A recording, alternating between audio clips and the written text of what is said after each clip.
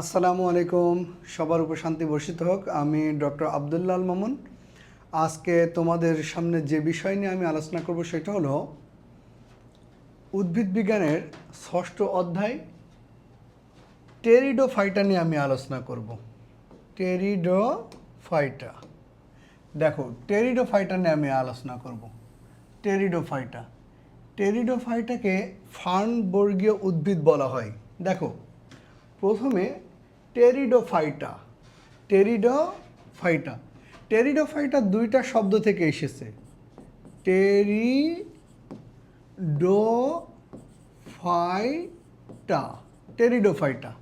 Pteridophyta দুইটা শব্দ থেকে এসেছে। এক নম্বরে যেটা সেটা হলো টেরন।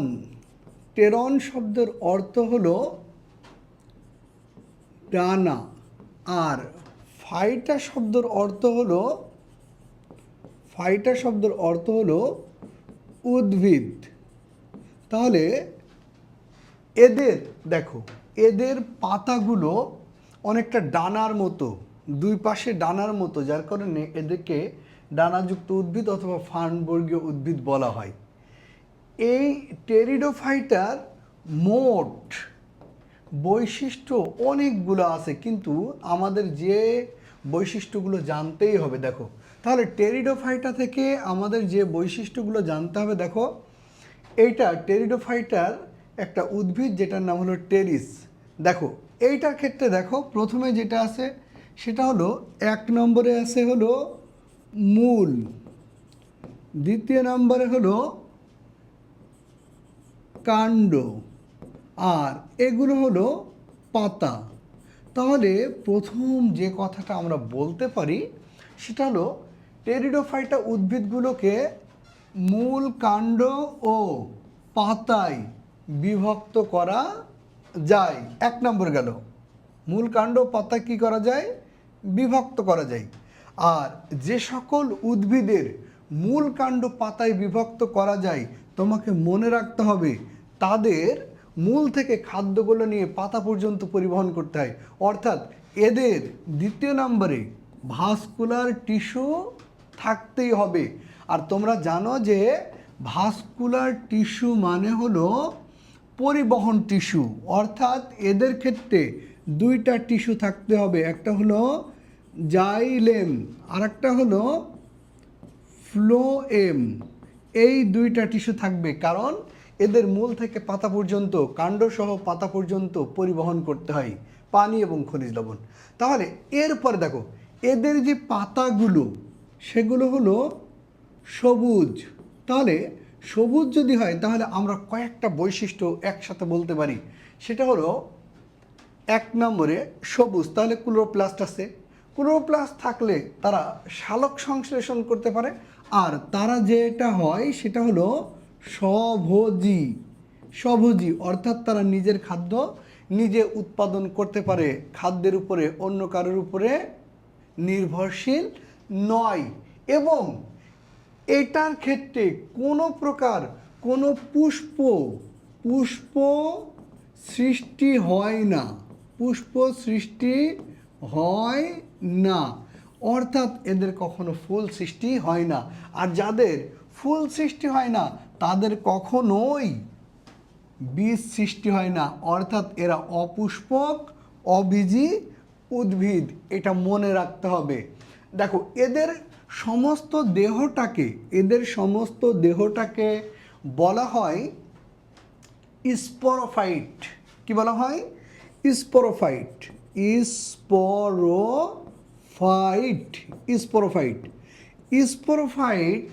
বা স্পোরোফাইটিক উদ্ভিদ বললে সেখানে খুব ভালো করে তোমাদের যেটা মাথায় রাখতে হবে সেটা হলো স্পোরোফাইট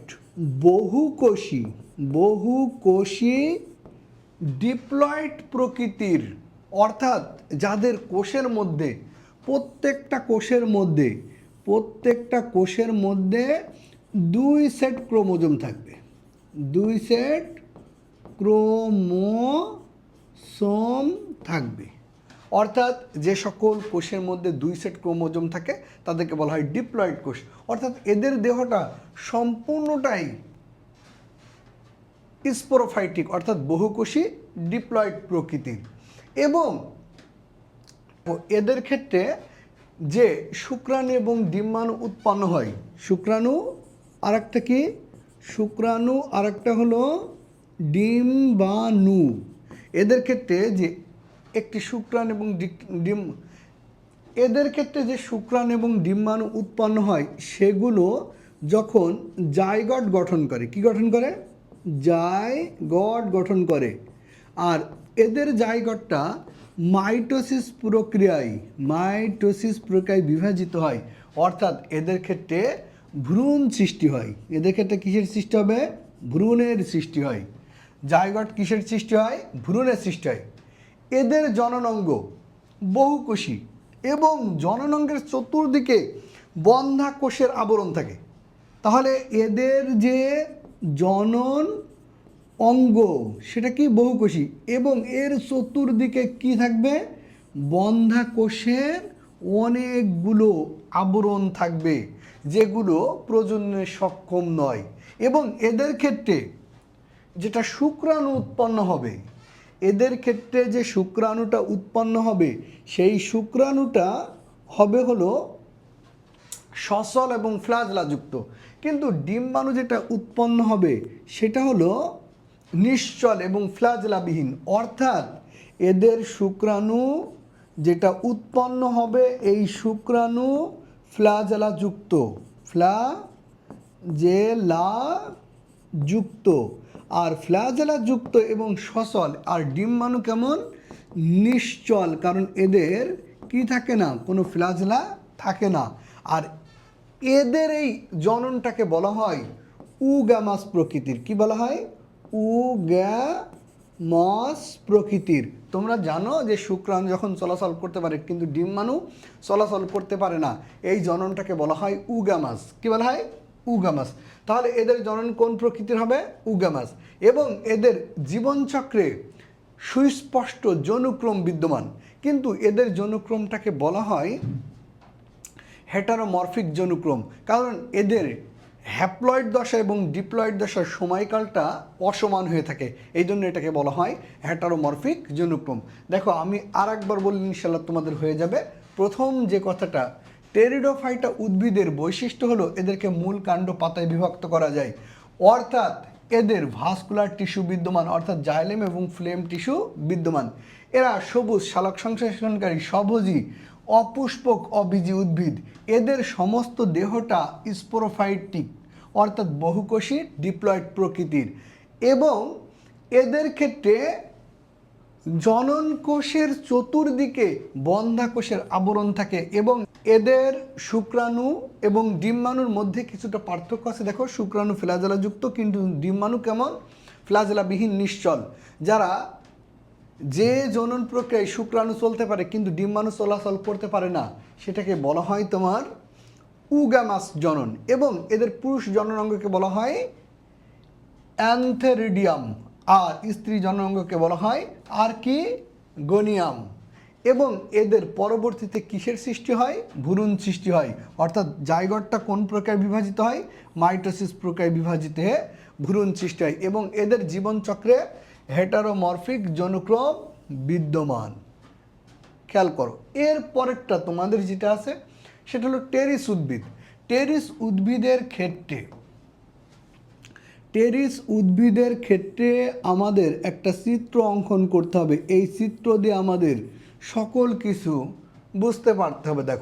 তাহলে দেখো তোমাদের সিলেবাসের অন্তর্ভুক্ত টেরিডোফাইটা থেকে যে উদ্ভিদটা দেওয়া আছে সেটা হলো টেরিস উদ্ভিদ। এই টেরিস উদ্ভিদ সম্পর্কে আমাদের সম্পূর্ণ ধারণা থাকতে হবে। দেখো প্রথম টেরিস উদ্ভিদ সম্পর্কে আমাদের যে বিষয়টা জানতে হবে সেটা হলো 1 নম্বরে এদের অন্য নাম কি, টেরিস উদ্ভিদের অন্য নাম। টেরিস উদ্ভিদকে 1 নম্বরে যে নামে ডাকা হয় এদেরকে বলা হয় ঢেঁকি শাক। কী নামে ডাকা হয়, 1 নম্বরে এদেরকে বলা হয় ঢেঁকি শাক। আর 2য় নম্বরে এরা রোদে জন্মায় বলে এদেরকে বলা হয় সান ফার্ন। এবং এরা ইটের স্তূপ অথবা কোনো পুরাতন বিল্ডিং অথবা পুরাতন দেওয়ালে এরা জন্মায় বলে এদেরকে আর একটা নামেও ডাকা হয়। এদেরকে বলা হয় সাব এরিয়াল, সাব এরিয়াল, অথবা এদেরকে বলা হয় অর্ধবায়বীয় উদ্ভিদ। এদেরকে বলা হয় অর্ধবায়বীয় উদ্ভিদ। এদেরকে বলা হয় অর্ধবায়বীয় উদ্ভিদ। তবে তোমাদেরকে যেটা জানতে হবে আরও কিছু কথা, যেমন এদের আবাসস্থল। তাহলে আবাসস্থলটা কেন জানতে হবে? আবাসস্থলটা জানতে হবে এজন্যই যে এটা তোমাদের উদ্দীপকে থাকবে। যেমন 1 নম্বরে এরা পুরাতন পুরাতন ইটের স্তূপে জন্মায়, ইটের স্তূপ। 2 নম্বর পুরাতন দেওয়াল, পুরাতন দেওয়াল অথবা পুরাতন বিল্ডিং। আর রোদে জন্মাতে পারে, রোদে জন্মায়। এবং দেখো এদের গঠনের ক্ষেত্রে যে বিষয়গুলো তোমাকে খুব ভালোভাবে মনে রাখতে হবে, দেখো এদের গঠনটা খুবই সহজ। যেমন দেখো এদেরকে 3টা অংশে ভাগ করা হয়। 1 নম্বরে মূল, 2 নম্বরে এটা হলো কাণ্ড, আর উপরের অংশটাকে বলা হয়, তুমি বুঝতে পারছো উপরের অংশ, সম্পূর্ণ অংশ কি? পাতা। তাহলে এদেরকে 3টা অংশে ভাগ করা হচ্ছে, মূল, কাণ্ড আর পাতা। প্রথম দেখো, তাহলে মূলের কাজ কি তোমরা জানো? এরা যেখানে বসবাস করবে সেখান থেকে পানি আর খনিজ লবণ, খনিজ লবণ এই 2টা জিনিস তারা গ্রহণ করবে। দেখো এই যে অংশটা আমি এখানে দিয়েছি এটা আসলে কখনো কাণ্ডের মতো লাগে না, তাই না? বলো, কাণ্ডের মতো লাগে না। তাহলে কাণ্ড যেটা, কাণ্ড সম্পর্কে আমরা জানি যে একটা উদ্ভিদের কাণ্ড যেটা হবে, নিচের অংশে মূল থাকবে আর এখান থেকে একটা অংশ উঠে যাবে, আর এই অংশটাকে আমরা বলে থাকি হলো কাণ্ড। কিন্তু এটা তো কাণ্ডের মতো লাগে না। তাহলে প্রাথমিক অবস্থায় এমন কাণ্ডের মতনই অংশ ছিল, কিন্তু এটা পরবর্তীতে রূপান্তরিত হয়ে এমন কাণ্ড গঠন করেছে। যদি কাণ্ড রূপান্তরিত হয় এবং সেই কাণ্ডগুলোকে বলা হয় রাইজোম। কি বলা হয়? রাইজোম। শোনো, এই রাইজোম যে কাণ্ডটা, এটা একটা আবরণ দ্বারা আবৃত থাকে, যেটাকে বলা হয়, তাহলে রাইজোম একটা আবরণী দ্বারা আবৃত থাকে যাকে বলা হয় র্যামেন্টাম। যাকে কি নামে ডাকা হয়? র্যামেন্টাম,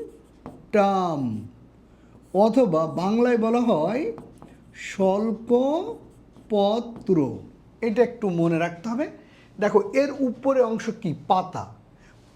এই টেরিস উদ্ভিদের প্রত্যেকটি পাতাকে বলা হয় ফ্রন্ট, প্রত্যেকটা পাতাকে বলা হয় ফ্রন্ট। কিন্তু তুমি একটু দেখো যে এদের পাতার মধ্যে একাধিক খণ্ড আছে। এদের পাতার প্রত্যেকটি খণ্ডিত অংশকে বলা হয় পিনা। কি নামে ডাকা হয়? পিনা নামে ডাকা হয়। এবং এদের পাতার মাঝখান বরাবর, এদের পাতার মাঝখান বরাবর যে অংশটা আছে, এই অংশটা, তাহলে একটা শিরার মতো অংশ আছে এবং চতুর্দিকে পাতা ডানার মতো ছড়িয়ে আছে, এই অংশটাকে বলা হয় র্যাকিস। এর নাম কি? র্যাকিস। তাহলে শিরার মতো অংশটার নাম কি? র্যাকিস। এবং দেখো এখানে এই যে দেখো, এইটা সম্পূর্ণ এখনো পাতায় পরিণত হয়ে নাই।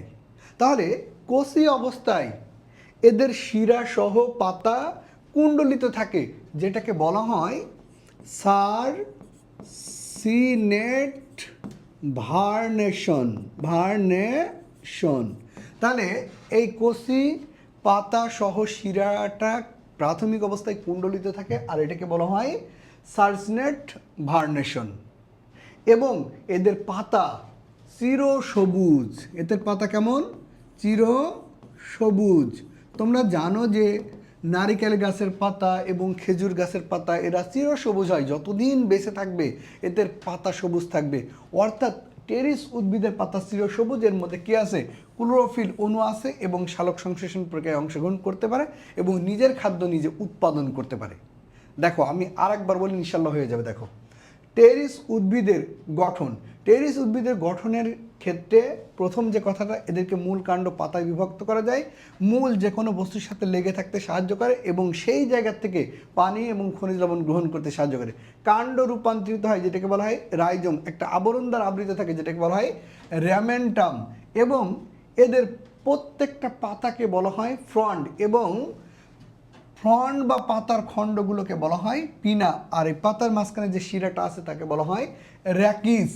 এবং এদের পাতার কিনারা বরাবর বা পাতার কিনারা থেকে উৎপন্ন হয় স্পোর। পাতার কিনারা থেকে কি উৎপন্ন হয়? স্পোর উৎপন্ন হয়। এবং এই পাতার কিনারা থেকে যে স্পোর উৎপন্ন হয়, এই স্পোরগুলো থেকেই পরবর্তীতে এদের বংশধরের সৃষ্টি হয়। যেমন দেখো একটা পাতা, তাহলে একটা পাতার কিনারা বরাবর কিসের সৃষ্টি হবে? স্পোরাঞ্জাম বা স্পোরের সৃষ্টি হবে। কেমনে সৃষ্টি হবে দেখো, তাহলে এই চিত্রটা তোমাদের লাগবে একটু দেখো। সকল পাতা থেকে স্পোর সৃষ্টি হয় না। যে সকল পাতা থেকে স্পোর সৃষ্টি হয় সেই সমস্ত পাতাকে বলা হয় স্পোরোফিল। কি নাম এটা কয়? স্পোরোফিল। এই যে দেখো পাতার কিনারা বরাবর, কোন বরাবর? পাতার কিনারা বরাবর। পাতার কিনারা বরাবর থেকে স্পোর সৃষ্টি হয় এবং এদের ক্ষেত্রে খেয়াল করবা যে যে পাতা থেকে এদের এই স্পোর সৃষ্টি হয় সেই সমস্ত পাতাকে বলা হয় স্পোরোফিল। খুব ভালো করে খেয়াল করো দেখো, তাহলে সকল পাতা থেকে স্পোর সৃষ্টি হয় না। যে পাতা থেকে স্পোর সৃষ্টি হয় সেই পাতাকে বলা হয় স্পোরোফিল। এবং দেখো এই যে এর ভিতরে অংশগুলোই হলো স্পোর, আর এখানে স্পোর যার মধ্যে অবস্থান করতেছে এই অংশটাকে বলা হয় স্পোরাঞ্জিয়াম। এবং স্পোরাঞ্জিয়াম একাধিক থাকতে পারে। একাধিক স্পোরাঞ্জিয়ামগুলোকে আবার বলা হয় সোরাস। তাহলে একাধিক স্পোরাঞ্জিয়ামকে কি বলা হয়? সোরাস। এবং এই স্পোরাঞ্জিয়ামগুলো যেখান থেকে উৎপত্তি লাভ করেছে এই অংশটাকে বলা হয় অমরা অথবা প্লাসেন্টা। অমরা অথবা কি বলেছি? প্লাসেন্টা। এবং দেখো পাতার একেবারে নিম্ন প্রান্ত, এই যে দেখো পাতার একেবারে নিম্ন প্রান্ত যেগুলো স্পোরাঞ্জিয়ামগুলোকে ঢেকে রেখেছে এটাকে বলা হয় ফলস ইন্ডুসিয়াম। ফলস ইন্ডুসিয়াম। দেখো আবারও বলতেছি, এদের প্রত্যেকটা পাতা থেকে স্পোর উৎপন্ন হয় না। যে সকল পাতা থেকে উৎপন্ন হয় তাদেরকে বলা হয় স্পোরোফিল। আর স্পোর যার মধ্যে অবস্থান করে তাকে বলা হয় স্পোরাঞ্জিয়াম। একাধিক স্পোরকে বলা হয় সোরাস। স্পোরাঞ্জিয়ামগুলো যেখান থেকে উৎপন্ন হয় তাকে বলা হয় অমরা অথবা প্লাসেন্টা। আর এই স্পোরাঞ্জিয়ামগুলো যে অংশ দ্বারা ঢাকা থাকে তাকে বলা হয় ফলস ইন্ডুসিয়াম। ইনশাল্লাহ আশা করি তোমরা টেরিস উদ্ভিদের গঠন পারবা। এখন আমরা দেখো এই যে টেরিস উদ্ভিদের ক্ষেত্রে, তাহলে টেরিস উদ্ভিদের ক্ষেত্রে যে পয়েন্টগুলো তোমাকে মাথায় রাখতে হবে আমি অলরেডি বলে ফেলেছি। তাহলে এদেরকে মূল কাণ্ড পাতায় বিভক্ত করা যায় এবং প্রত্যেকটা পাতাকে কি বলা হয়? ফ্রন্ট। আর প্রত্যেকটা পাতার খণ্ডকে বলা হয় পিনা। মাঝখানের অংশটাকে কি বলা হয়? র্যাকিস। আর কুণ্ডলিতে যখন থাকে তখন সেটাকে বলা হয় সার্সনেট ভার্নেশন। পাতার কিনারা বরাবর স্পোরাঞ্জিয়ামগুলো উৎপন্ন হয়, একাধিক স্পোরাঞ্জিয়ামগুলোকে বলা হয় সোরাস। দেখো এর পরের অংশ টেরিস উদ্ভিদের জনন। টেরিস উদ্ভিদের জননের ক্ষেত্রে আমাদের যে বিষয়টা মাথায় রাখতে হবে, দেখো 1 নম্বরে টেরিস উদ্ভিদের জনন, এই টেরিস উদ্ভিদের জননের ক্ষেত্রে প্রথম যেটা রয়েছে সেটা হলো অঙ্গজ জনন, অঙ্গজ জনন। আর দ্বিতীয় নম্বরে যেটা রয়েছে সেটা হলো অযৌন জনন, অযৌন জনন। তাহলে অঙ্গজ জনন, প্রথম যে কথাটা, টেরিস উদ্ভিদের যে কোনো অঙ্গ বিচ্ছিন্ন হবার মাধ্যমে সেই বিচ্ছিন্ন অংশটাই যদি একটা টেরিস উদ্ভিদের জন্ম দেয় তখন সেটাকে বলা হয় অঙ্গজনন। যেমন দেখো টেরিস উদ্ভিদ, তাহলে একটা টেরিস উদ্ভিদ এই দিকে পাতা আছে, এই দিকেও আছে, এই দিকেও আছে, উপরের অংশে পাতা দিয়ে দিলাম। দেখো এখন এই একটা পাতা, এই একটা পাতা, এদিকেও একটা পাতা দিয়ে দিলাম। দেখো এখন এখান থেকে যদি বিচ্ছিন্ন হয়ে এই অংশটা আলাদা হয়ে যায়, অর্থাৎ এই অংশটার থেকেই যদি একটা নতুন টেরিস উদ্ভিদের জন্ম হয়, তখন সেটাকে আমরা বলবো হলো অঙ্গজনন। অর্থাৎ এদের যে কোনো দেহ খণ্ডিত হবার মাধ্যমে অথবা বিচ্ছিন্ন হবার মাধ্যমে যে বংশধর সৃষ্টি করে সেটাকে বলা হয় অঙ্গজনন। আর এদের ক্ষেত্রে মোস্ট ইম্পর্টেন্ট সেটা হলো অযৌন জনন। এরা অযৌন জনন কীভাবে সম্পূর্ণ করে? এরা হলো অযৌন জনন সম্পূর্ণ করে হলো স্পোর সৃষ্টির মাধ্যমে, স্পোর সৃষ্টির মাধ্যমে। এদের স্পোর কেমনভাবে সৃষ্টি হয়? দেখো এদের স্পোরটা কিভাবে সৃষ্টি হয়? প্রথম যে কথাটা সেটা হলো যে এদের পাতার কিনারা বরাবর আমি আরেকটু দেখাই তোমাদের। পাতার কিনারা বরাবর এই যে দেখো এই অংশে স্পোরাঞ্জিয়াম সৃষ্টি হয়। এই যে অংশটা এঁকেছি এটা কি? স্পোরাঞ্জিয়াম।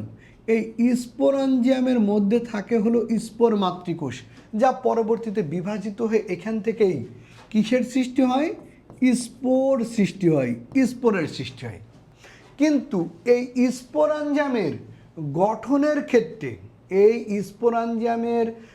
গঠনের ক্ষেত্রে আমরা যে বিষয়টা দেখতে পাবো, দেখো এটাই হলো স্পোরাঞ্জিয়াম। এটাই কি? স্পোরাঞ্জিয়াম। তাহলে স্পোরাঞ্জিয়ামের গঠনের ক্ষেত্রে যে বিষয়গুলো মাথায় রাখতে হবে, দেখো তাহলে একটা স্পোরাঞ্জিয়ামের মোট 4টা অংশ। 1 নম্বরে দেখো যে অংশ দ্বারা পাতার সাথে ঝুলে আছে এই অংশটাকে বলা হয় বৃন্ত অথবা এটাকে বলা হয় বোটা। এটাকে বলা হয় বোটা। আর এই যে দেখো এর যে উপরের যে অংশ, এই উপরের অংশটাকে বলা হয় অ্যানুলাস। এই অংশটাকে কি বলা হয়? অ্যানুলাস। আর এই স্পোরাঞ্জিয়ামের যেখানে আমি হলুদ কালি ব্যবহার করেছি, দেখো এই অংশটা সব থেকে পাতলা অঞ্চল, এই অঞ্চলটাকে বলা হয় স্টোমিয়াম। এবং এর মধ্যেই থাকে হলো স্পোর মাতৃকোষ। দেখো এক একটাতে আছে হলো 4টি করে, যার কারণে এটাকে বলা হয় রেণু চতুষ্টয়। এটাকে কি বলা হয়? রেণু চতুষ্টয়। এবং দেখো এর মধ্যে আমি দিয়েছি 4টা করে। দেখো একটার মধ্যে আছে হলো 4টা করে রেণু। এই যে 4টা করে রেণু আছে, এই রেণু অর্থাৎ স্পোর মাতৃকোষ, এর মধ্যে একটা স্পোর মাতৃকোষ। দেখো স্পোর মাতৃকোষগুলো স্বাভাবিকভাবে হয়ে থাকে 2n অর্থাৎ ডিপ্লয়েড প্রকৃতির। আর এই স্পোর মাতৃকোষগুলো বিভাজিত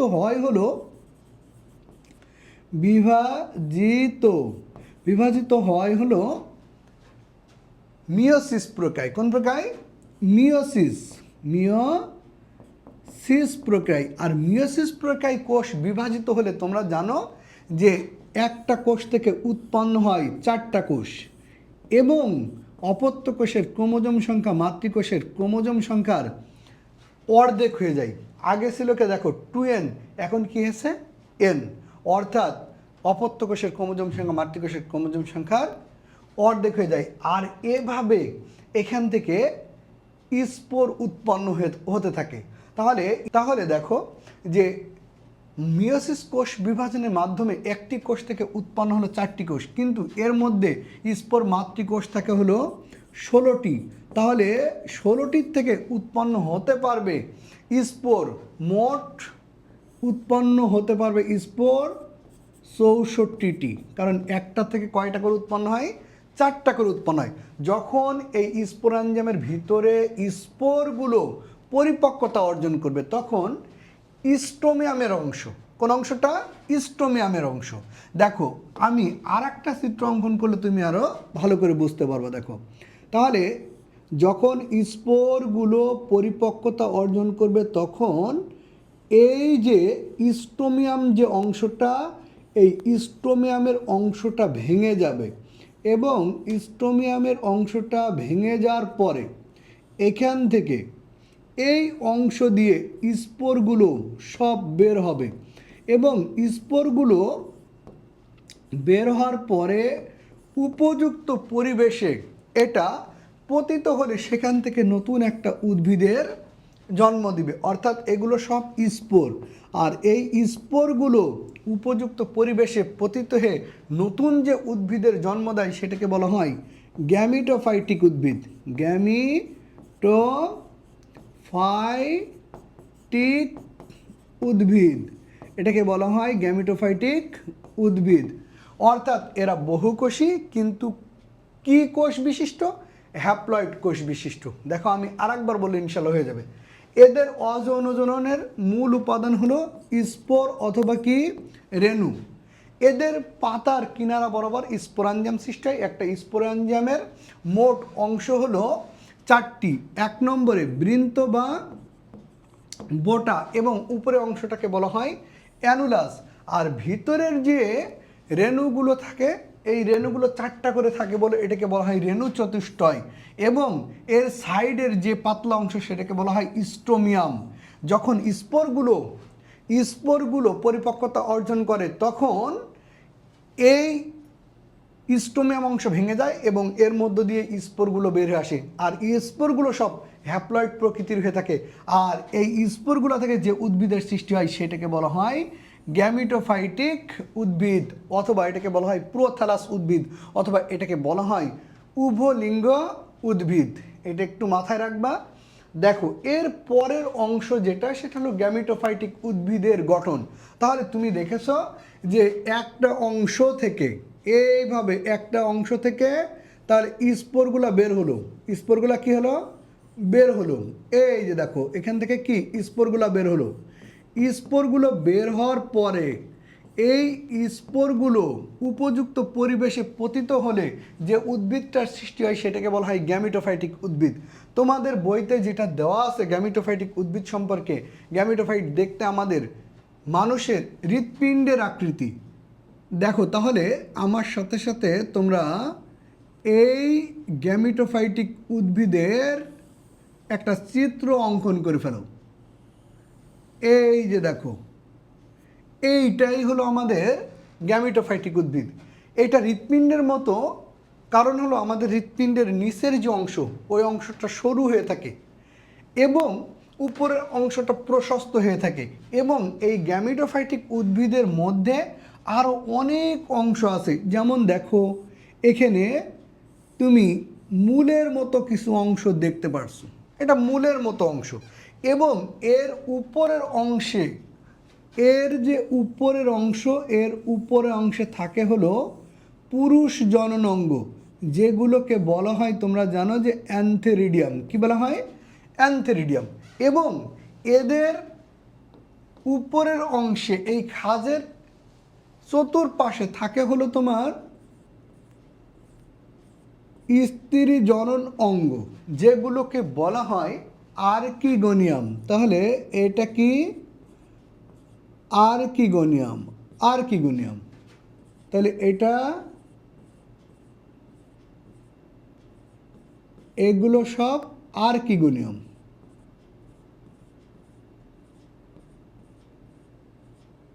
আর্কিগোনিয়াম। দেখো এছাড়া এর উপরের অংশে এই জায়গায় একটু একটা অংশ দিয়ে দাও, এই জায়গায় একটু অংশ দিয়ে দাও, আর এই পাশে একটু দিয়ে দাও, আর এই পাশে একটু অংশ দিয়ে দাও। দেখো তাহলে স্পোর, এটা কি? স্পোর। আর স্পোর থেকে যে উদ্ভিদটার সৃষ্টি হলো এটাকেই আমরা বলতেছি গ্যামিটোফাইটিক উদ্ভিদ। এটাকে বলা হচ্ছে গ্যামিটোফাইটিক উদ্ভিদ, গ্যামিটোফাইটিক উদ্ভিদ। আর গ্যামিটোফাইটিক উদ্ভিদের আকৃতি তোমাদেরকে অলরেডি আমি বলেছি, তোমাদের বইতে যেটা দেওয়া আছে এটা হলো হৃৎপিণ্ড আকৃতির। তাহলে প্রথম যেটা আমাদের লাগবে, এটার আকৃতি কেমন? এটার আকৃতি হলো হৃৎপিণ্ডাকার, হৃৎপিণ্ডাকার, এবং এরা সবুজ। তাহলে তোমরা বলো, সবুজ যারা হয় তারা সালোক সংশ্লেষণ প্রক্রিয়ায় অংশগ্রহণ করতে পারে এবং তারা স্বাভাবিকভাবে তোমরা জানো যে নিজের খাদ্য নিজে উৎপাদন করতে পারে, অর্থাৎ এরা স্বভোজী, নিজের খাদ্য নিজে উৎপাদন করতে পারে। এবং দেখো এদের ক্ষেত্রে এরা হলো স্বতন্ত্র, এরা কারোর উপর নির্ভরশীল নয়, কারণ নিজের খাদ্য নিজে উৎপাদন করতে পারে, নিজেই বেঁচে থাকতে পারে। এদেরকে শুধু গ্যামিটোফাইটিক উদ্ভিদই বলা হয় না, এদেরকে বলা হয় প্রোথ্যালাস। আর একটা নাম কি? প্রোথ্যালাস। প্রোথ্যালাস বলার পেছনে কারণটা হলো, থ্যালাস শব্দের অর্থ হলো যাদেরকে মূল কাণ্ড পাতায় বিভক্ত করা যায় না। দেখো এই যে এদের পূর্ণাঙ্গ উদ্ভিদ গঠিত হবার আগে এটাকে মূল কাণ্ড পাতায় বিভক্ত করা যায় না। আর একটা নামে ডাকা হয়, সেটা হলো এদেরকে বলা হয় উভলিঙ্গ উদ্ভিদ। কি বলা হয়? উভলিঙ্গ উদ্ভিদ। উভলিঙ্গ উদ্ভিদ বলা হয় তার পিছনে কারণ হলো এদের স্ত্রী জননাঙ্গ আছে, আবার পুরুষ জননাঙ্গ আছে, যার কারণে এদেরকে বলা হয় উভলিঙ্গ উদ্ভিদ। খেয়াল করো, তাহলে তোমাদের এখান থেকে 3 মার্কের কোশ্চেন আসবে যে গ্যামিটোফাইটিক উদ্ভিদের গঠন বর্ণনা করো, অথবা প্রোথ্যালাসের গঠন বর্ণনা করো, অথবা আসতে পারে যে উভলিঙ্গ উদ্ভিদের গঠন বর্ণনা করো। তাহলে দেখো এদের গঠনের ক্ষেত্রে তাহলে হৃৎপিণ্ডাকার, সবুজ, সালোক সংশ্লেষণকারী, স্বভোজী উদ্ভিদ, এ কথাগুলো তুমি পারবা। এর উপরে অংশে দেখো, এর উপরে অংশে যে খাঁজটা রয়েছে এটাকে বলা হয় অগ্রস্ত খাঁজ, অগ্রস্ত খাঁজ। এবং এদের খাঁজের নিচের দিকে যে অংশগুলো আছে এগুলো মূলত হলো স্ত্রী জনন অঙ্গ, স্ত্রী জনন অঙ্গ। তাহলে স্ত্রী জনন অঙ্গ। আর তোমরা জানো যে টেরিডোফাইটা বা টেরিস উদ্ভিদের ক্ষেত্রে স্ত্রী জনন অঙ্গকে বলা হয় আর্কিগোনিয়াম। আর আমরা জানি যে আর্কিগোনিয়ামের মধ্যেই ডিম্বাণুটা উৎপন্ন হয়। কি উৎপন্ন হয়? ডিম্বাণুটা উৎপন্ন হয়। এবং দেখো এর নিচের দিকে, দেখো এর নিচের দিকে মূলের মতো যে অংশ, মূলের মতো যে অংশ, মূলের মতো যে অংশ এটাকে বলা হয় রাইজয়েট। এটা কিন্তু প্রকৃত পক্ষে কোনো মূল নয়, এরা হলো মাটির থেকে অথবা যে বস্তুর সাথে লেগে থাকবে সেখান থেকে পানি, খনিজ লবণ গ্রহণ করে এবং এই প্রোথ্যালাস উদ্ভিদটাকে আটকে রাখতে সাহায্য করে। এবং এই রাইজয়েটের উপরের যে অংশ, এই অংশ হলো পুংজনন অঙ্গ, পুংজনন অঙ্গ। আর তোমরা জানো যে পুংজনন অঙ্গকে আর একটা নামে ডাকা হয়, যেটার নাম হলো অ্যান্থেরিডিয়াম, অ্যান্থেরিডিয়াম, অ্যান্থেরিডিয়াম। দেখো তাহলে অ্যান্থেরিডিয়াম থেকে উৎপন্ন হয় শুক্রাণু, আর আর্কিগোনিয়াম থেকে উৎপন্ন হয় ডিম্বাণু। তাহলে দেখো আমি আর একবার বললে ইনশাল্লাহ তোমাদের এই গ্যামিটোফাইটিক উদ্ভিদের গঠন ইনশাল্লাহ হয়ে যাবে। দেখো তাহলে গ্যামিটোফাইটিক উদ্ভিদের গঠন, প্রথম যে কথাটা সেটা হলো স্পোর উপযুক্ত পরিবেশে পতিত হবার পরে যে নতুন উদ্ভিদের সৃষ্টি হয় সেটার নামই হলো গ্যামিটোফাইটিক উদ্ভিদ। এবং এটাকেই বলা হয় প্রোথ্যালাস উদ্ভিদ, অর্থাৎ এদেরকে মূল কাণ্ড পাতায় বিভক্ত করা যায় না। এবং উভলিঙ্গ উদ্ভিদ কারণ এদের পুং জননাঙ্গ থাকে এবং কি স্ত্রী জননাঙ্গ থাকে, এবং এদের কোষগুলো সব হ্যাপ্লয়েড প্রকৃতির, এই জন্যই এটা বলা হয় বহুকোষী হ্যাপ্লয়েড উদ্ভিদ অর্থাৎ গ্যামিটোফাইটিক উদ্ভিদ। এদের উপরের অংশে একটা খাঁজ থাকে যেটাকে বলা হয় অগ্রস্ত খাঁজ, এবং খাঁজের নিচের অংশে স্ত্রী জননাঙ্গ থাকে যেটাকে বলা হয় আর্কিগোনিয়াম, যেখান থেকে ডিম্বাণু উৎপন্ন হয়। এবং নিচের অংশে মূলের মতো যে অংশ থাকে তার নাম কি রাইজয়েট, এবং রাইজয়েটের উপরের অংশে থাকে হলো পুরুষ জননাঙ্গ যেটাকে বলা হয় অ্যান্থেরিডিয়াম, যেখান থেকে শুক্রাণু উৎপন্ন হয়। এটা দেখতে কেমন? হৃৎপিণ্ডাকার, সবুজ, সালোক সংশ্লেষণকারী সবুজী উদ্ভিদ, অর্থাৎ এরা স্বতন্ত্র, স্বনির্ভর, অন্যের উপরে কোনো নির্ভর করে না খাদ্যের জন্য। তাহলে দেখো এর মধ্যে দুইটা জিনিস আছে, একটা হলো আর্কিগোনিয়াম আর একটা কি অ্যান্থেরিডিয়াম। এখন আমরা দেখব হলো আর্কিগোনিয়াম থেকে কিভাবে ডিম্বাণু উৎপন্ন হয় আর অ্যান্থেরিডিয়াম থেকে কিভাবে শুক্রাণু উৎপন্ন হয়। দেখো আর্কিগোনিয়াম, তাহলে একটা আর্কিগোনিয়ামের গঠনের ক্ষেত্রে কোন কোন জিনিসগুলো আমাদেরকে খেয়াল রাখতে হবে। দেখো আর্কিগোনিয়াম, তাহলে আর্কিগোনিয়ামের ক্ষেত্রে এটা একটা আর্কিগোনিয়াম। দেখো একটা আর্কিগোনিয়ামের মধ্যে কি কি থাকে, এই যে দেখুন একটা আর্কিগোনিয়াম। তাহলে একটা আর্কিগোনিয়ামের প্রথম যে নিচের অংশ এখানে থাকে হলো ডিম্বাণু। এছাড়া দেখো যে এর মধ্যে আরও কিছু অংশ আছে, 1 2 3 4, এই যে দেখো। তাহলে এর উপরের অংশ খেয়াল করো, এই আর্কিগোনিয়ামটাকে ভাগ করা হয় মোট 2টা ভাগে। একবারে নিচের অংশ এটাকে বলা হয় উদর, এটাকে কি বলা হয়? উদর। আর উপরের অংশটাকে বলা হয় গ্রীবা। আর এই উদরেই থাকে হলো এই যে দেখো, এইটাই হলো নিউক্লিয়াস। এটা কি? নিউক্লিয়াস। আর উদরে আর একটা কোষ থাকে যেটাকে বলা হয় নালিকা কোষ। এটাকে কি বলা হয়? নালিকা কোষ। কিন্তু এটা উদরে থাকে বলে এটাকে বলা হয় উদরীয় নালিকা কোষ। আর উপরে যতগুলো কোষ আছে এইগুলোকে সবগুলোকে বলা হয় গ্রীবা নালিকা কোষ। এগুলোকে বলা হয় কি? গ্রীবা নালিকা কোষ। যখন এই আর্কিগোনিয়ামের মধ্যে ডিম্বাণুটা পরিপক্কতা অর্জন করে তখন বাকি যে কোষগুলো আছে, যেমন হলো উদরীয় নালিকা কোষ, গ্রীবা নালিকা কোষ, এগুলো সব নষ্ট হয়ে যায়। এগুলো কি হয়ে যায়? নষ্ট হয়ে যায়। যেমন দেখো, যখন পরিপক্কতা অর্জন করে তখন সব কোষগুলো নষ্ট হয়ে যায় এবং ডিম্বাণু পর্যন্ত একটা নালীপথের সৃষ্টি হয়। এই যে দেখো, শুধুমাত্র এখন কোন কোষটা থাকবে? শুধুমাত্র এখন ডিম্বাণুটা থাকবে। তাহলে ডিম্বাণু পর্যন্ত একটা নালীপথের সৃষ্টি হয়। আর এই নালীপথটা শুধুমাত্র সৃষ্টি হতে পারে উদরের নালিকা কোষ এবং গ্রীবা নালিকা কোষগুলো নষ্ট হয়ে যাওয়ার কারণে। আর এটাকে বলা হয়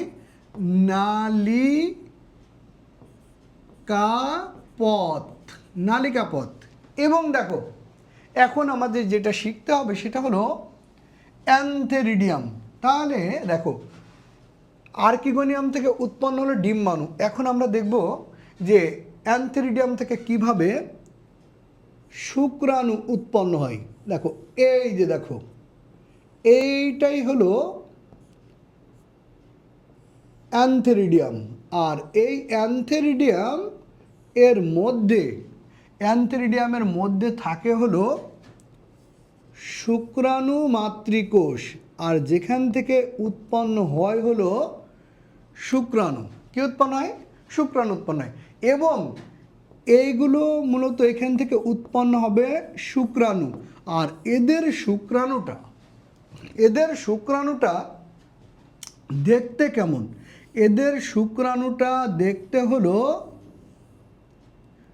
বহু ফ্ল্যাজেলা বিশিষ্ট পেঁচানো একটি শুক্রাণু, আর এটাই হলো শুক্রাণু। দেখো তাহলে টেরিস উদ্ভিদের যে শুক্রাণু, এই শুক্রাণুটা দেখতে কেমন? অনেকবার পরীক্ষায় এসেছে পেঁচানো বহু ফ্ল্যাজেলা বিশিষ্ট। তোমাদের এখান থেকে দুইটা এমসিকিউ আমি বলে দিই, সেটা হলো ব্রাওফাইটা উদ্ভিদের। তাহলে দেখো টেরিস উদ্ভিদের শুক্রাণু হলো বহু ফ্ল্যাজেলা বিশিষ্ট, আর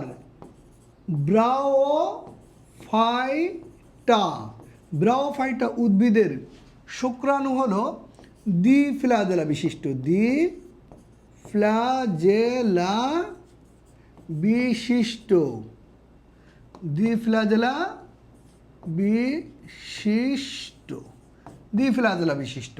অর্থাৎ দুইটা ফ্ল্যাজেলা থাকে। একটু মনে রাখবা, এখান থেকে তোমাদের এমসিকিউ আসবে।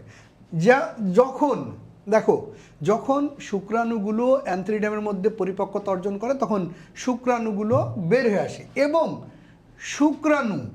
শুক্রাণু ক্রমান্বয়ে সে এই নালিকা পথ দিয়ে ডিম্বাণুর সাথে মিলিত হয়। কার সাথে মিলিত হবে? ডিম্বাণুর সাথে মিলিত হবে। দেখো এখন এই শুক্রাণু ডিম্বাণুর কাছে যাওয়ার জন্য তার পানি অবলিক শিশির বিন্দুর প্রয়োজন হয়। শিশির বিন্দুর মাধ্যমে এরা ডিম্বাণুর কাছে যেয়ে পৌঁছায়। কিন্তু তোমাকে একটা এমসিকিউ যেটা মাথায় রাখতে হবে, এই ডিম্বাণু থেকে একটা অ্যাসিড খরিত হয় যেটার নাম হলো ম্যালিক অ্যাসিড। এটার নাম কি? Malic acid. তাহলে দেখো শুক্রাণুগুলোকে আকৃষ্ট করার জন্য ডিম্বাণু ম্যালিক অ্যাসিড নিঃসরণ করে, আর এই ম্যালিক অ্যাসিডের প্রতি আকৃষ্ট হয়ে পানির মাধ্যমে পেঁচানো বহু ফ্ল্যাজেলা বিশিষ্ট টেরিস উদ্ভিদের শুক্রাণুগুলো নালিকা পথ দিয়ে ডিম্বাণুর সাথে এসে মিলিত হয় এবং এর ফলে যে কোষের সৃষ্টি হয়, নতুন কোষের সৃষ্টি হয় সেইটাকে বলা হয় জাইগট। কি বলা হয়? জাইগট। এবং এর মধ্যে দুইটা কোষ মিলিত হয়ে যে নতুন কোষের সৃষ্টি হয় সেটাকে বলা হয় উইস্পোর। আর এটার নাম, এই কোষটার নাম তোমরা জানো, এটাকে বলা হয় জাইগট। এটাকে কি বলা হয়? জাইগট। আর এখান থেকে যেটা তোমাদেরকে মাথায় রাখতেই হবে, এই জাইগটটা মাইটোসিস প্রক্রিয়ায় বিভাজিত হয়ে পুনরায় আবার নতুন একটা টেরিস উদ্ভিদের জন্ম দেয়। এবং দেখো টেরিস উদ্ভিদটা তোমরা জানো যে টেরিস উদ্ভিদের ক্ষেত্রে আমরা জানি যে টেরিস উদ্ভিদ স্পোরোফাইটিক উদ্ভিদ, অর্থাৎ বহুকোষী ডিপ্লয়েড প্রকৃতির একটি উদ্ভিদ। তাহলে জাইগট মাইটোসিস প্রক্রিয়ায় বিভাজিত হলে পুনরায় আবার এরা বহুকোষী ডিপ্লয়েড অবস্থা ফিরে আসে, অর্থাৎ শুক্রাণু ডিম্বাণু ছিল হ্যাপ্লয়েড প্রকৃতির, এখন জাইগট মাইটোসিস প্রক্রিয়ায় বিভাজিত হয়ে ভ্রূণ সৃষ্টি হয়ে একটা নতুন যে উদ্ভিদের সৃষ্টি করলো, অর্থাৎ টেরিস উদ্ভিদের জন্ম দিল। এই টেরিস উদ্ভিদটা হবে হলো স্পোরোফাইটিক উদ্ভিদ।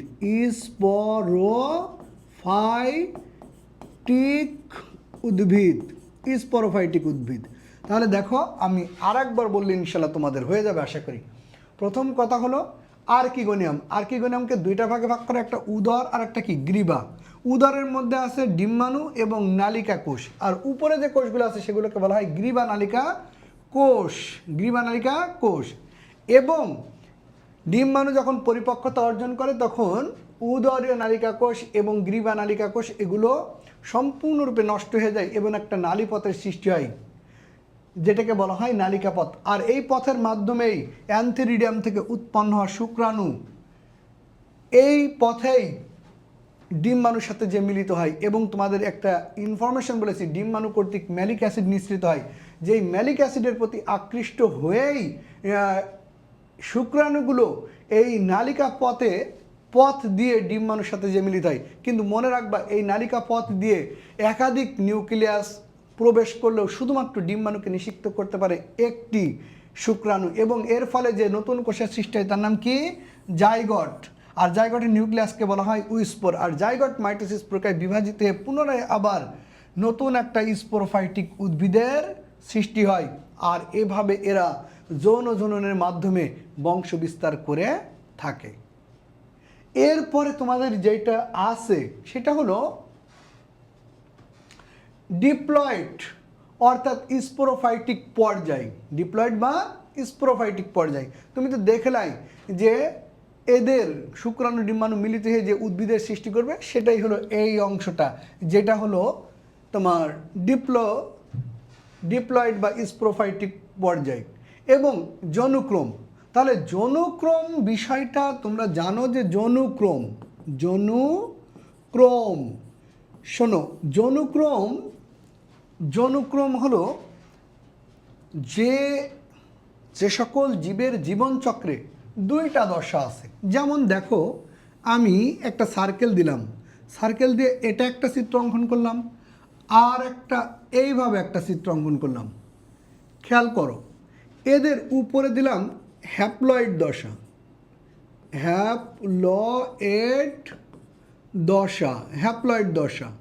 আর নিচেই দিলাম হলো ডিপ্লয়েড দশা।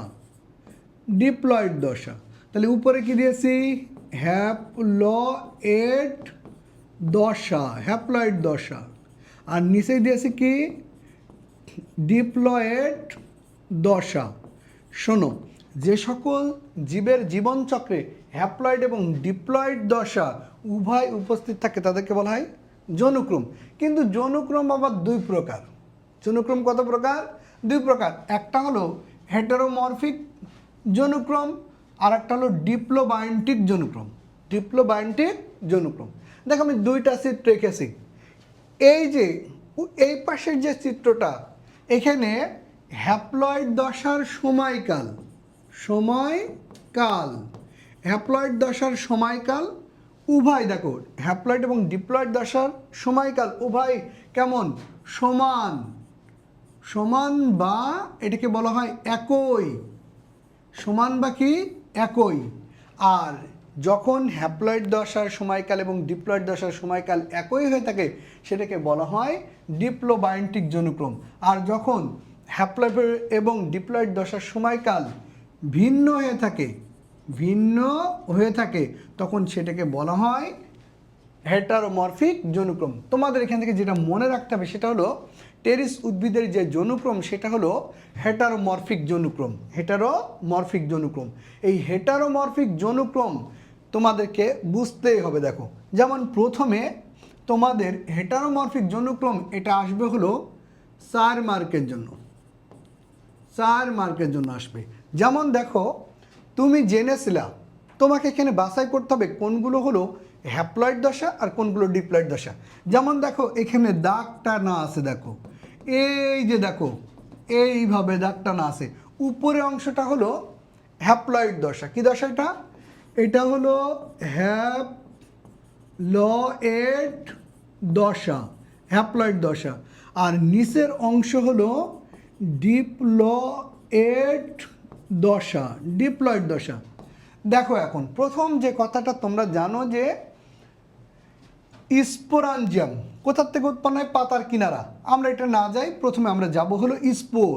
দেখো, স্পোর আমরা জানি যে স্পোরগুলো উপযুক্ত পরিবেশে পতিত হয়ে যে নতুন উদ্ভিদের সৃষ্টি করে সেটাকে বলা হয় প্রোথ্যালাস। আর তুমি জানো যে প্রোথ্যালাসের উপরের অংশে থাকে হলো আর্কিগোনিয়াম, নিচের অংশে থাকে অ্যান্থেরিডিয়াম। আর্কিগোনিয়াম থেকে উৎপন্ন হয় হলো ডিম্বাণু, আর অ্যান্থেরিডিয়াম থেকে উৎপন্ন হয় শুক্রাণু। দেখো, স্পোরগুলো কিভাবে উৎপন্ন হয়েছে? মায়োসিস প্রক্রিয়ায়। আর মায়োসিস প্রক্রিয়ায় বিভাজিত যারা হয় তাদের মধ্যে এক সেট ক্রোমোজোম থাকে, আর আমরা সেটাকে বলে থাকি হ্যাপ্লয়েড ক্রোমোজোম। কি বলে থাকি? Haploid chromosome. দেখো এই হ্যাপ্লয়েড যে ক্রোমোজোম, এটা কি হলো? স্পোরগুলো কি? Haploid chromosome. এই স্পোরগুলো উপযুক্ত পরিবেশে পতিত হয়ে প্রোথালাস গঠিত হলো, এটাও কি? হ্যাপ্লয়েড দশা। এখান থেকে যে আর্কিগোনিয়াম উৎপন্ন হলো, আর্কিগোনিয়াম থেকে যে ডিম্বাণু উৎপন্ন হলো, সেটাও কি? হ্যাপ্লয়েড। এবং অ্যান্থেরিয়াম থেকে শুক্রাণু উৎপন্ন হলো, এটাও কি? হ্যাপ্লয়েড। তাহলে এই শুক্রাণু এবং ডিম্বাণু মিলনের ফলে যে জাইগট তৈরি হলো, এই জাইগটটা দেখো ডিপ্লয়েড, কারণ শুক্রাণু এক সেট ক্রোমোজোম, ডিম্বাণু এক সেট ক্রোমোজোম। এখানে কয় সেট ক্রোমোজোম আছে? 2 সেট ক্রোমোজোম আছে, যেটাকে 2n দ্বারা প্রকাশ করা হয়। এবং এই জাইগটটাই আবার উপযুক্ত পরিবেশে পতিত হয়ে নতুন একটা উদ্ভিদের সৃষ্টি করে। এটা কোন প্রকার বিভাজনের মাধ্যমে সৃষ্টি করে? মাইটোসিস। আর মাইটোসিস প্রকার বিভাজনের মাধ্যমে নতুন স্পোরোফাইটিক উদ্ভিদের জন্ম দেয়, সেখান থেকে একটা পূর্ণাঙ্গ উদ্ভিদের জন্ম দেয়। আর পূর্ণাঙ্গ উদ্ভিদের পাতার কিনারা বরাবর থেকে পুনরায় আবার স্পোরাঞ্জিয়ামের সৃষ্টি হয়, যেগুলোকে একসাথে বলা হয় সোরাস। কি নামে ডাকা হয়? সোরাস। স্পোরাঞ্জিয়াম থেকে পুনরায় আবার দেখো স্পোর মাতৃকোষ উৎপন্ন হয়, আর স্পোর মাতৃকোষগুলো মিয়োসিস প্রকার বিভাজিত হয়ে পুনরায় আবার হ্যাপ্লয়েড দশা ফিরে পায়। অর্থাৎ এদের হ্যাপ্লয়েড দশা এবং ডিপ্লয়েড দশা পর্যায়ক্রমে আবর্তিত হয়। পর্যায়ক্রমে কি হয়? আবর্তিত হয়। কিন্তু এদের হ্যাপ্লয়েড দশা এবং ডিপ্লয়েড দশা, অর্থাৎ গ্যামিটোফাইটিক জনু এবং কি স্পোরোফাইটিক জনুর এদের সময়কাল সমান নয়। যেমন দেখো তুমি, সেটা হলো গ্যামিটোফাইটিক জনু এর সময়কাল কেমন? অল্প। আর ডিপ্লোফাইটিক অর্থাৎ দেখো এদের দেখো এখানে সেটা হলো গ্যামিটোফাইটিক জনুর যে সময়কাল সেটা হলো কম, আর স্পোরোফাইটিক জনুর সময়কালটা কেমন? বেশি। অর্থাৎ এদের গ্যামিটোফাইটিক জনু অর্থাৎ হ্যাপ্লয়েড দশা এবং ডিপ্লয়েড দশার সময়কালটা ভিন্ন হবার কারণে এদের এই জনুক্রমটাকে বলা হয় হেটারোমরফিক জনুক্রম। দেখো আমি আরেকবার বলতেছি কেমনভাবে তোমাদের লিখতে হবে। দেখো তাহলে বলবা যে স্পোর মাতৃকোষগুলো মায়োসিস প্রকার বিভাজিত হয়ে স্পোর উৎপন্ন হয়, যেগুলো হলো হ্যাপ্লয়েড প্রকৃতির। এগুলো উপযুক্ত পরিবেশে পতিত হয়ে নতুন যে উদ্ভিদের সৃষ্টি হয়, সেটার নাম হলো প্রোথালাস। নাম কি? প্রোথালাস। আর এই প্রোথালাস উদ্ভিদ থেকে সৃষ্টি হয় আর্কিগোনিয়াম এবং অ্যান্থেরিডিয়াম। আর আর্কিগোনিয়াম থেকে উৎপন্ন হয় ডিম্বাণু এবং অ্যান্থেরিডিয়াম থেকে উৎপন্ন হয় শুক্রাণু, যা হ্যাপ্লয়েড প্রকৃতির। পরবর্তীতে শুক্রাণু ডিম্বাণু মিলিত হয়ে জাইগট সৃষ্টি হয়, আর জাইগট ডিপ্লয়েড প্রকৃতির। আর জাইগট মাইটোসিস প্রক্রিয়ায় বিভাজিত হবার মাধ্যমে নতুন স্পোরোফাইটিক উদ্ভিদের সৃষ্টি হয়, সেটাও ডিপ্লয়েড। পূর্ণাঙ্গ স্পোরোফাইটিক উদ্ভিদের সৃষ্টি হয়, সেটাও ডিপ্লয়েড। এখান থেকে যে স্পোর মাতৃকোষগুলো উৎপন্ন হয়, সেগুলোও ডিপ্লয়েড। অর্থাৎ এদের ক্ষেত্রে হ্যাপ্লয়েড দশা এবং ডিপ্লয়েড দশা পর্যায়ক্রমে আবর্তিত হয়, কিন্তু এদের হ্যাপ্লয়েড দশার সময়কালটা কম থাকে এবং ডিপ্লয়েড দশার সময়কালটা বেশি থাকে, যার কারণে এদের জন্যক্রমটাকে বলা হয় হেটারোমরফিক জনুক্রম। অর্থাৎ টেরিস উদ্ভিদে হেটারোমরফিক জনুক্রম বিদ্যমান। আজকে এ পর্যন্তই তোমাদের সাথে। আশা করি তোমরা বুঝতে পেরেছো। দেখা হবে ইনশাল্লাহ পরের ক্লাসে। যদি মনে করো যে আমার ক্লাসগুলো তোমাদের ভালো লাগছে এবং এই ক্লাসগুলো থেকে উপকৃত হবা, তাহলে অবশ্যই চ্যানেলটাকে সাবস্ক্রাইব না করলেও একটা কমেন্ট করে যাবা যে স্যার ক্লাসটা এখানে এই কথাগুলো থাকলে আরও একটু বেশি ভালো হতো, অথবা অন্য যদি কোনো কথা থাকে তাহলে সেটাকে কমেন্টে তোমরা লিখতে পারো। তাহলে আজকে এ পর্যন্তই। আসসালামু আলাইকুম।